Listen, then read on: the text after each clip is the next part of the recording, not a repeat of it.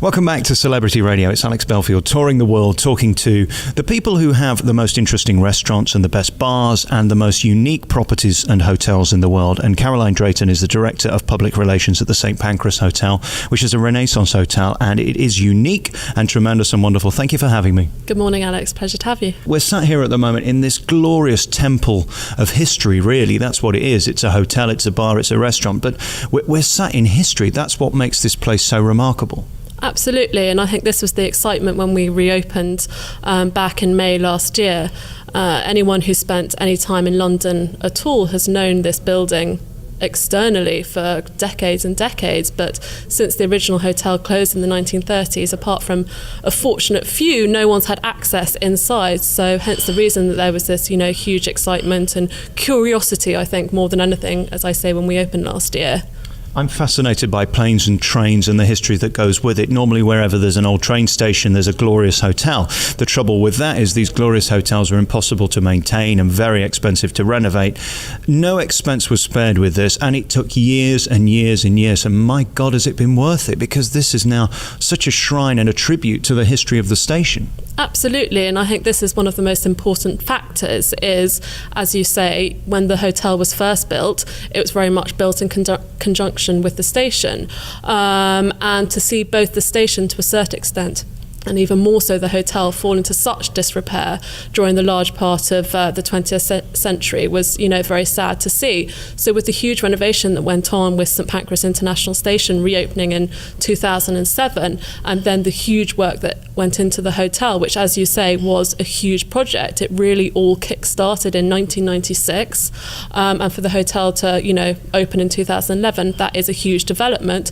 But equally, the results are you've got this extraordinary station and hotel now restored and reopened in the Victorian glory as they were always kind of meant to be. We'll talk about the history of the building in a moment, but what I love about it, you're not trying to hide the fact that this is a train station hotel. You embrace it, and in fact you celebrate it. As we sit here at the moment, we're in the Chambers Club, and the windows behind us overlook St Pancras Station, which in itself is so glorious, and it's exciting because there's always something happening with the train station. There's an energy, isn't there?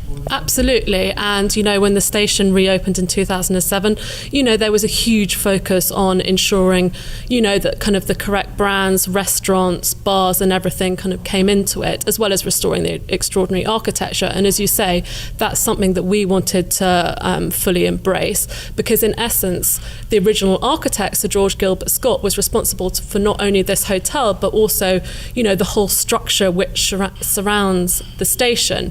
As I'm sure you will have seen wandering around, not only where we are now in the Chambers Club, is there a view straight into the station, but most especially you've got a handful of bedrooms, 6 or 7 bedrooms, which have this extraordinary view, again, straight into the station. And as you say, because it's something we want to celebrate, it is a station hotel at the end of the day.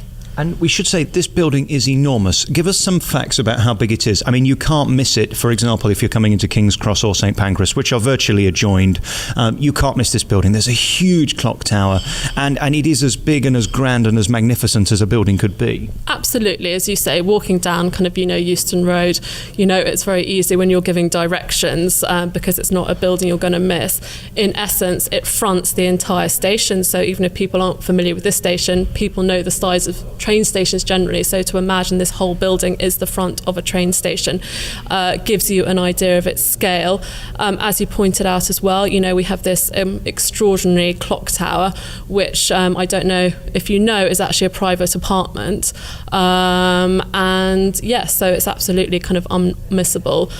The best views though, which I've seen, I haven't had a chance to experience myself, but I have seen aerial photography of the area recently, and again, even with all the redevelopment of King's Cross as a whole, this is still, without a doubt, the most iconic structure that sits within this area. What also is great is that you've brought back to life an entire area. Let's face it, 10, 15, 20 years ago, this was not the most glamorous area in London. This is a focal point for people to come and visit. I mean, just seeing the reception area right now, people come here, it's like a museum. Absolutely, and as kind of, all of us often say to, kind of guests and visitors, it is kind of part cathedral, part museum, part art gallery, but, ultimately a hotel. And yes, people do come from, all lengths of the world, literally, not just London, to come and experience this. And what's particularly special about this hotel, and I think very necessary, is I think we're the only hotel in the world which has our own resident historian and tour guide. So Royden Stock will conduct 3 to 4 tours of the building a day, due to kind of its history, and also more importantly, the reason he's there is because of the intrigue surrounding it and the amount of people who want to learn more about it. Going back to what you were saying about the area as a whole, it is exciting, and it was kick-started really with, as I keep on referring back to, the regeneration of the station. But there is this huge master plan for King's Cross, which will go on into the future. Really exciting things like Central St Martin's whole campus has moved into the area. You've got restaurants opening left, right and centre, significant art gallery openings, media like The Guardian and The Observer moving their offices in.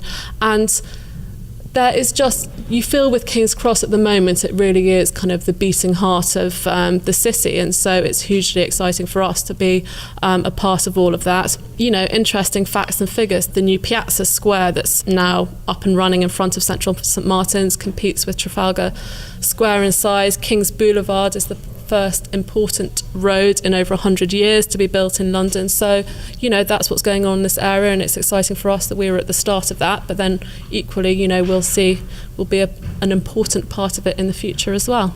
I know it's crude to talk money, but you mentioned earlier one of the private rooms that have been sold here, apartments, penthouse suites. Word on the street was one went for nearly £9 million. To renovate a building like this, did we ever get to a figure of what this cost?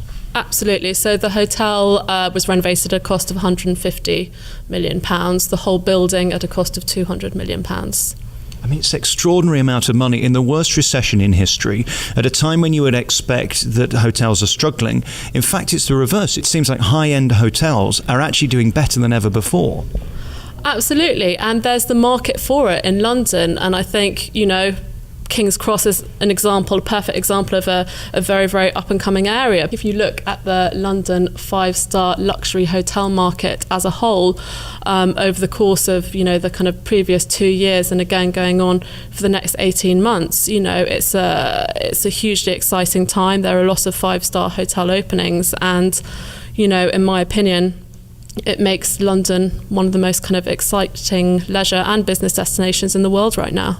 Welcome back to Celebrity Radio, celebrating the incredible St Pancras Hotel. It's here just at King's Cross Station, and of course St Pancras just behind us with the Eurostar. We're here talking to Caroline Drayton, who's the Director of Public Relations. And of course, with Eurostar being here, this is an international hub.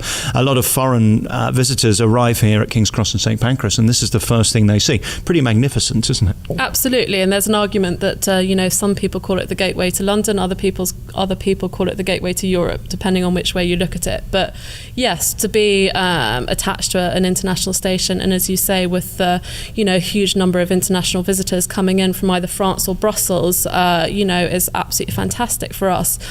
What's particularly exciting at the moment is we have actually just confirmed with Eurostar that our concierge, 6 or 7 members of our concierge team have now been cleared through Eurostar security. What this means is that we're able to offer our guests a VIP Eurostar transfer service.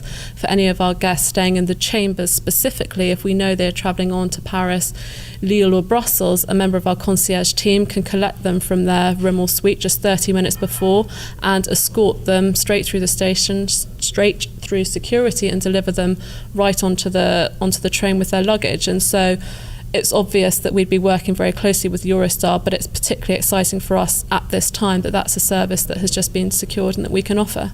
And equally, for those who are travelling on East Midlands trains to the north, you can be there within 4 minutes from where we're sat currently? Absolutely. I mean, you can almost see the train out of your bedroom. Incredible. Let's talk about the rooms then. You very kindly put me in one of your Chambers rooms, which is attached to the Chambers Club. Decadent, incredible. The first thing that strikes you is the ceiling. I know that might sound ridiculous, but they're so high because, of course, in these old buildings, I believe the history is that the posh people enjoyed staying at the bottom, not the top, like they do now. So therefore, the rooms were most magnificent on the lower floors. Is that true? Absolutely. So the first floor where you were staying, Alex, the ceilings were 18 feet in height. And going back to what you said, absolutely. On the lower floors of the hotel is very much where, kind of the higher end of guests will stay. And at the top of the building were essentially the servants' quarters. From a design and architectural perspective, what's particularly interesting, and kind of going back to the original architect, Sir George Gilbert Scott, is the ceiling height reduces by exactly 2 feet the higher up the building you go. So with the hotel sitting on the lower 3 floors of the building, yes, you've very much got the height of the grandeur of, the original Victorian hotel. As great as this building is, it presents so many problems in renovation because you can't touch very much of it. You certainly can't touch the outer structure. Did that make it difficult in turning this into a 2012 modern 5-star hotel? Absolutely. Again, as I say, this building hadn't been really touched since the 1930s. British Rail had used the building under various different guises at the time for offices, but it hadn't been functioning as a hotel since the 1930s. The fantastic thing about it is that it was granted Grade 1 listed status back in 1967, which meant that structurally it hadn't been altered. So what this gives you is all the rooms, all the suites, all the public spaces are structurally exactly as they were back in the original hotel, because no walls have been able to be knocked down. As you said, there are various issues that came up, but I guess one of the prime examples which you may have noticed in your room is that the building originally didn't have any. It had 5 public bathrooms, and so obviously to input bathrooms into every single room and suite where you can't knock down walls causes a structural issue. So where the developers work very, very closely with the architects and the designers is to create this very clever way of bringing the bathrooms actually into the rooms in a structure which, you tell me whether or not you kind of noticed it or not, but in my opinion it's been done seamlessly. Absolutely beautifully, and you sort of go upstairs to the bathroom. You walk into the main living area, if you like, because there's a desk and there's the TV, of course, which are all modern conveniences as you need in hotels now. But the elegance has been retained, and of course that's down to the furnishings and the way you do that. A lot of planning's gone into everything, hasn't it? From the cushions to the wallpaper to the colour of the wallpaper. There's so many things to think about. That's what always amazes me about where do you start when putting a hotel like this together? Absolutely, and that's certainly a question for the extraordinary kind of owner and developer, Manhattan Loft Corporation. But I think the key underlying thing in everything you've spoken about is the fact that, yes, you've got this extraordinary Victorian building which you want to preserve as much as possible, but equally you've got a 21st century hotel. And as much as Victoriana is beautiful and wonderful, it's not appropriate. It wouldn't be appropriate in this day and age to have everything fitted, in the Victorian way. And so, it is an extraordinary feat by the designers and the interior designers and the architects to ensure that whilst you have modern contemporary amenities and furnishings, they have to fit with the surroundings. And I'm biased, of course, but it's something that they have done exceptionally well, but was an extraordinarily hard task to be able to execute. And of course you have the spa and you have the gym, and of course you have restaurants as well, which you have to have now, and bars. Last night I had a wonderful dinner at the booking office, which is again so unique, partly because of the space, mostly because of the space in fact. I mean, food is food. It's all about the dining experience as they describe it today, and you have one of the most unique in Britain, in the world. Congratulations on that. Thank you very much. Well, the booking office, by its very name, the reason it's called the booking office is because it was the original booking office, ticket office of the station, whether you're coming in from the hotel side or the station side, you'll see very clearly etched in stone booking office. So we weren't going to play havoc with the name very much. So what you've got, as I say, is the original ticket office from the station, and fantastically what you've also got in there is the original ticket booth, which is considered so important architecturally. The ticket booth is actually Grade 1 listed in its own right.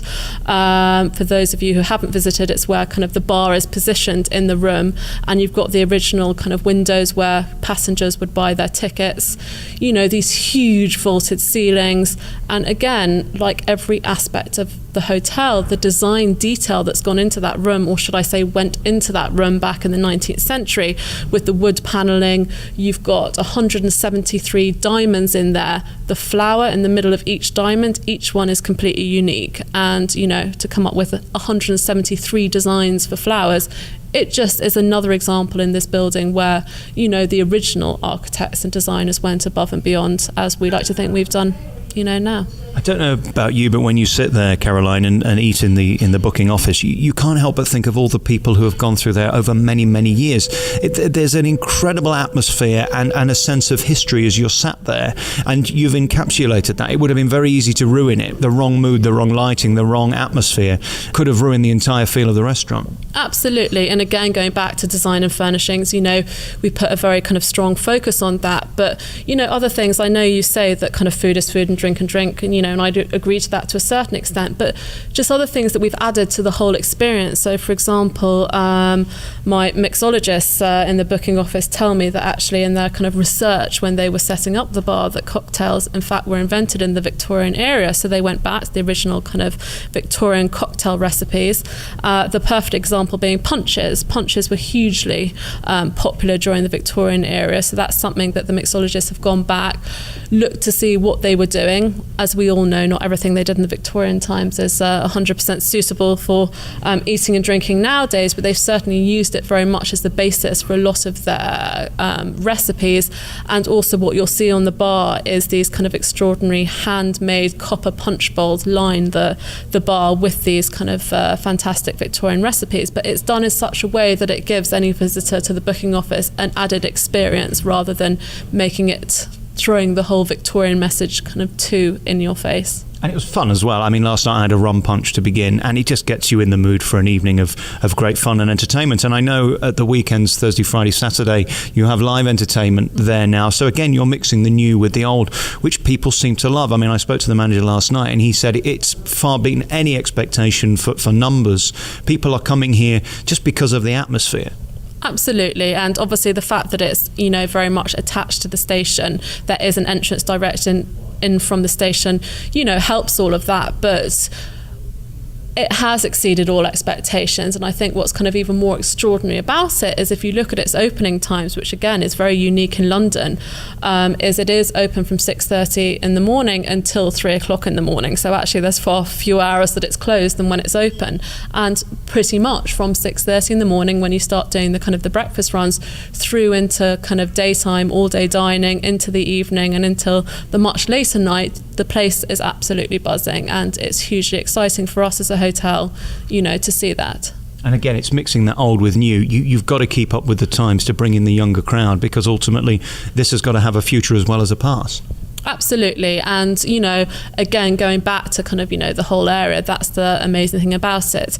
You know, King's Cross St Pancras Underground Station is so well positioned that, again, if you go back to looking at the evenings in the booking office, you know, anyone who's working in the city, anyone who's working kind of Oxford Circus way, it's very, very easy for them to come here for pre-dinner. It's very easy for them to come here for kind of after work drinks. It's easy to meet here for, you know, dinner, cocktails in the evenings. But then equally, because of the whole area that we're sitting in, as you say, we'll get a lot of the kind of much younger crowd as well. And, you know, we welcome that and we embrace it. And for those travelling in from the north who maybe haven't been before, it's just a few minutes walk into Leicester Square, 10-15 minutes. You're right there in the centre of the West End for your show, so you could come here for a pre-theatre dinner. It's perfectly located, and it saves going on the underground, and there's a benefit in itself. Absolutely. As I say, yes, it's very easy to get anywhere on the underground, but equally you are kind of walking distance to, many of London's kind of key attractions. Caroline, I could talk to you all day, but two final things I want to mention are the staircases. I don't think you can have a magnificent building without a great staircase, and as we sit here, there's a very nice one, but this is nothing compared to the other end of the building. Tell me about your grand staircase, which is just an attraction in itself. It's worth coming in just to see your staircase. Well, as you say, the grand staircase is, probably kind of the centerpiece of the whole building. It's absolutely beautiful, cantilevered staircase. Many will argue that, it is the most majestic, if not one of the most majestic in the country. I think for us, what's particularly interesting about the staircase is really what a visitor to the grand staircase now witnesses is almost exactly what a visitor in the 19th century would have witnessed.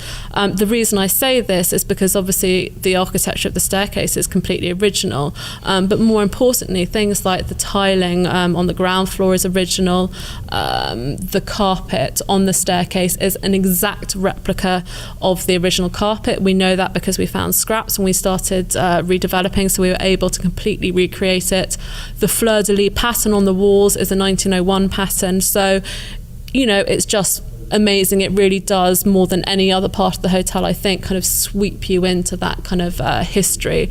The other thing is that Sir George Gilbert Scott, the original architect, before he moved on to buildings like this, the Albert Memorial, the Foreign Office, he was an ecclesiastical architect. He worked on over 800 churches and cathedrals in his lifetime, and you really get that sense of kind of the ecclesiastical sense when you get to the grand staircase with the vaulted ceiling, the arches, and yes, it has to be, without a doubt, kind of the centerpiece of the whole hotel.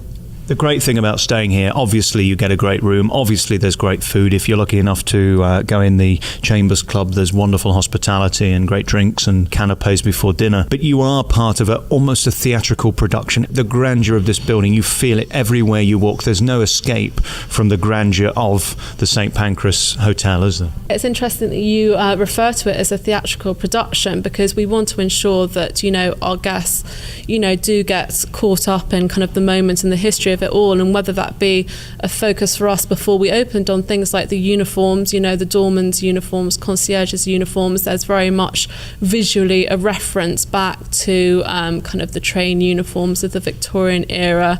When you go to sleep, bedtime stories are put kind of on your pillow, which tell you more about the history and things like that. But, I think the most important thing for us is it is a sense of theatre, but not one that has been created for the guests, but simply shows off the history, which is the primary undercurrent of everything we do at the hotel. And equally as magnificent as it is today, it would have been that good back in the day when it originally opened. I mean, this was built for splendour.